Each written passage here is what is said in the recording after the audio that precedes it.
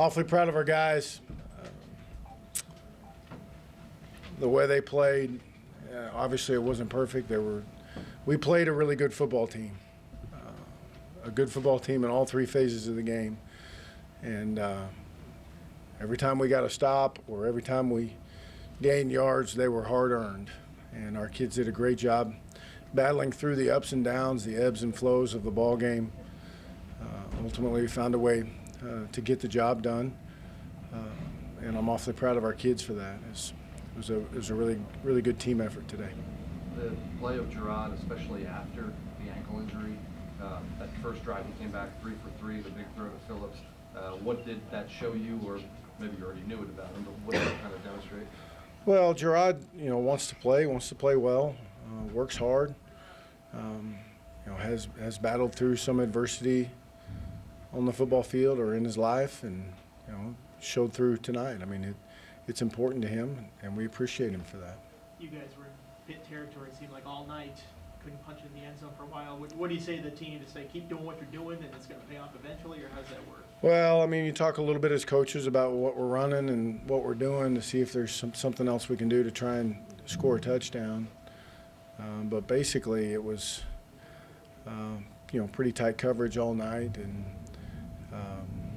tough sledding on the inside. No matter if you're in the red zone or in the open field, things get condensed on you a little bit. When you're playing a team like that, it makes it a little bit more difficult at times because you don't have, they're in one-on-ones, but now they're just on the 8-yard line. They don't have as far to defend, so it makes it a little bit harder. But yeah, I mean, we just kept plugging away, trying to find an answer, find a way to get it in. They did, a couple of new things, as you would expect any team off of a bye week to do that we had to make a little bit of adjustments with.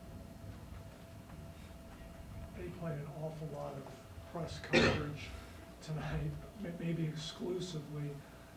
Just the one-on-one plays that Bucky and Cam and Isaiah were able to make. You've talked a lot about this season about the receivers need to be stronger and win those one-on-one battles. Is that what you were looking for, what you saw? Yeah, they don't give you a whole lot of choice with the way they play. I mean, the amount of people that are in the box, the leverages, and how compact they are in there. I mean, I thought our guys accepted the challenge. They knew that going in. That wasn't certainly a surprise. And they accepted the challenges and won some of them and didn't win some of them. But, as a staff, we've got to know that we've got to keep plugging away at it because, that's the way they're going to play. You brought Motley back in for that last drive. Was that just because Gerard's ankle wasn't quite there, or did Motley give you something running-wise that you liked? Well, we just felt like to pour it up in there and run the ball. We were better with Mott, just with Gerard a little gimped up. And we trust Brendan. He handled it great. He was ready and did a good job. James Conner had still a big game for them. I assume you found him to be as advertised in terms of how good he is? He's a very good back. I mean, he's got size and speed and power. It's very hard to tackle him with one person. They are very good on the offensive line. But James Conner is a darn good football player.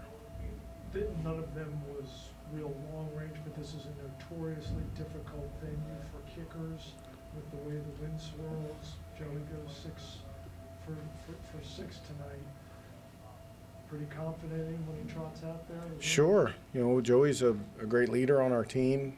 Our protection was much better, which we had a couple issues the last couple of weeks in. I think Joey had some confidence in it, and our operation was good, and he was on point. He was smooth, powering it through there, which was obviously we needed every single one of them today.